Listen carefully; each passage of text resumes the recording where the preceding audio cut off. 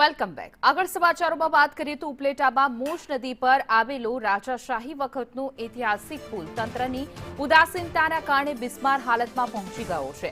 અંદાજે 1.5 કિલોમીટર લાંબો આ પુલ ઉપલેટાને 4 મહત્વના તાલુકાઓ સાથે જોડે છે।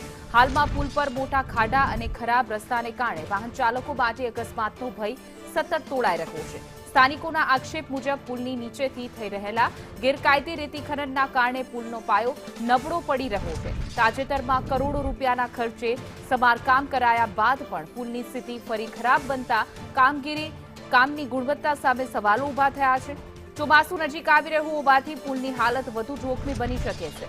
દરરોજ હજારો વાહન ચાલકો, ખેડૂતો અને વિદ્યાર્થીઓ આ માર્ગનો ઉપયોગ કરતા હોવાથી તાત્કાલિક મજબૂત સમારકામ કરવામાં આવે તેવી લોકમાંગ ઉઠી છે।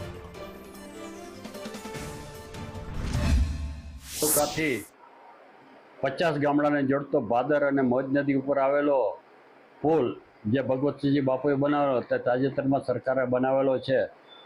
આ કામગીરીને 1 વર્ષ હજી પુલને નથી થયું ત્યાં જ પુલમાં ગાબડા પડ્યા છે અને પુલ ઉપરથી નીકળવું પણ મુશ્કેલ બન્યું છે। અત્યારે હાલમાં રાજ્ય સરકાર, કેન્દ્ર સરકાર, જિલ્લા પંચાયત, તાલુકા પંચાયત તમામ જગ્યાએ ભાજપનું શાસન છે અને ભાજપના રાજમાં પુલ બન્યો છે।